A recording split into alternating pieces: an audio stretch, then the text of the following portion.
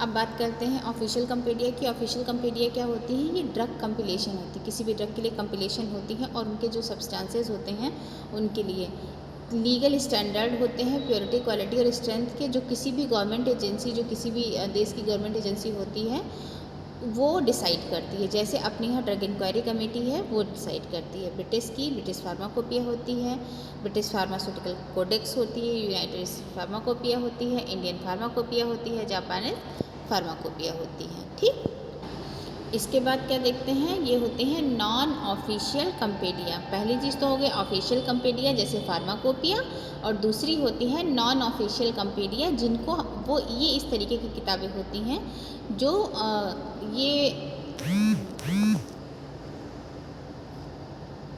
The books other than official drug compendia. ये जो book होती हैं जो ऑफिशियल कंपेडिया होती हैं उनसे अलग किताबें होती हैं जो कि यूज़ की जाती हैं सेकेंडरी रेफरेंस सोर्स के लिए, किसी भी ड्रग के लिए और रिलेटेड सब्सटेंसेस के लिए, are known as non official drug compendia, जैसे मर्क इंडेक्स या मार्टिनडेले या एक्स्ट्रा फार्माकोपिया। ठीक है, तो ये हो गई, पहली हो गई ऑफिशियल कंपेडिया जैसे फार्माकोपिया, और नॉन ऑफिशियल कंपेडिया जो फार्माकोपिया की जगह पे यूज़ की जाती है, जिनको सेकेंडरी रेफरेंस बुक कहते हैं। अब बात करते हैं इंडियन फार्माकोपिया की। Indian pharmacopoeia is official book of standard for drug to define, identify purity and strength of drug imported, manufactured for sale, stock और distributed in India. Indian pharmacopoeia वो official book है जो निर्धारित करती है या जिसमें स्पेसिफाइड किए गए हैं किसी भी ड्रग के लिए स्टैंडर्ड कि उसकी आइडेंटिफाई, उसको हम किस तरीके से आइडेंटिटी की उसकी क्या है आइडेंटिफाई कर सकते हैं, उसकी प्योरिटी क्या है, स्ट्रेंथ क्या है किसी भी ड्रग की। कोई भी ड्रग जो इंपोर्ट हो रही है, मैन्युफैक्चर हो रही है, सेल हो रही है, स्टॉक में है या डिस्ट्रीब्यूट हो रही है इंडिया के अंदर। ठीक, in 1946 government of India published Indian pharmacopoeia list which served as supplement of BP. 1946 में जो इंडियन फार्माकोपिया पब्लिश की गई थी वो क्या थी? सप्लीमेंट थी बीपी की।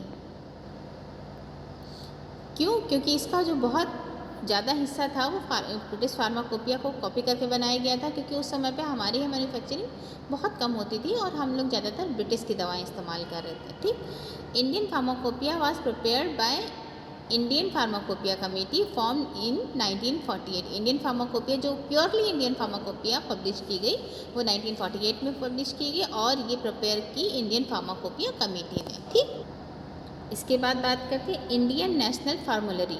ये क्या है? ये एक रेफरेंस बुक है, एक रिलायबल रेफरेंस बुक है किसी भी ड्रग की फार्मूलेशन के लिए फॉर द प्रैक्टिसिंग फिजिशियन और क्लिनिशियन। जो प्रैक्टिस कर रहे हैं फिजिशियन या क्लिनिशियन या फार्मासिस्ट है या क्लिनिकल फार्मासिस्ट है या नर्स है या कोई भी हेल्थ प्रोफेशनल जो इंगेज है डायरेक्टली हेल्थ के साथ में, उनके लिए रिलायबल रेफरेंस बुक है। इसको हम इंडियन नेशनल फार्मूलरी कहते हैं।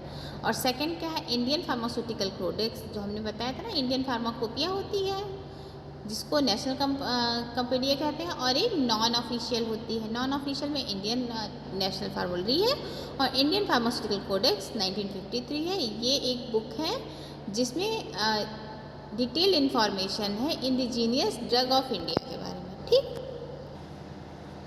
आपको एक बारी पहचान करवा देते हैं, कलर की कोई पूछे कि आपने फार्माकोपिया देखी तो एटलीस्ट आप बता सको। ठीक है, ये 1946 में है जो हल्की नेवी ब्लू है। उसके बाद में 2010 में जो आई है वो ब्लू आई है, 2007 की है वो भी ब्लू है। ठीक, 2014 की फार्माकोपिया ये मैरून कलर की थी और सबसे लेटेस्ट फार्माकोपिया ऑरेंज कलर में है। अभी हमारी इंडिया में जो फार्माकोपिया चल रही है वो इंडियन फार्माकोपिया 2018 है। ठीक है, ये एडेंडम है 2010 का। अब बात करते हैं इंडियन फार्माकोपिया की।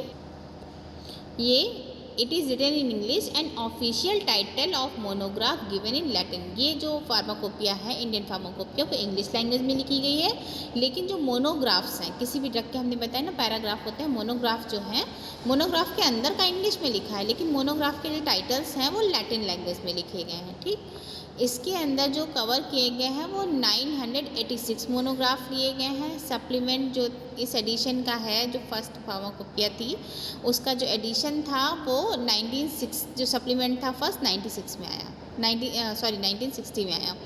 ये पहली फार्माकोपिया थी जो इंग्लिश में लिखी गई थी, और इसके जो मोनोग्राफ के थे, इनके ऑफिशियल टाइटल ये लैटिन में लिखे गए थे, ठीक। फिर सेकेंड एडिशन इंडियन फार्माकोपिया का जो पब्लिश हुआ 1966 में हुआ, under the chairman of B Mukherjee. ये जो ऑफिशियल टाइटल इस मोनोग्राफ में थे वो इंग्लिश में दिए गए, और जो डोज थी वो एक्सप्रेस की गई मैट्रिक सिस्टम में। डोज का मतलब हमें किसी भी पर्सन को अगर कोई दवा देनी है तो कितनी देनी है, कितने अमाउंट में देनी है, कितने टाइम देनी है, ठीक। और इसके बाद में for tablet and injection usual strength have been given. Tablet और इंजेक्शन के लिए एक यूजुअल स्ट्रेंथ दी गई कि हमें इतनी स्ट्रेंथ की ही टैबलेट या इंजेक्शन किसी भी पेशेंट को देना है, ठीक। Formulation of drug were given immediately after the monographer, मतलब हमने किसी भी ड्रग का मोनोग्राफ ख़त्म किया, उसके जस्ट नीचे फार्मूलेशन किसी भी ड्रग की दे दी गई। इसमें 274 मोनोग्राफ थे जो IP 55 के लिए गए थे, और सप्लीमेंट जो थे वो डिलीट किए गए थे।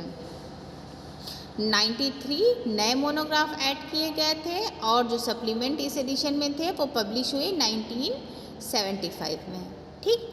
1975 में जो सप्लीमेंट पब्लिश किया गया उसमें 126 नए मोनोग्राफ थे जो इंक्लूड किए गए थे, और 250 मोनोग्राफ जो थे वो अमेंडेड किए गए थे, मतलब उनमें थोड़ा सा डेवलपमेंट किया गया था। कॉलरा वैक्सीन जो थी उसमें से डिलीट कर दी गई।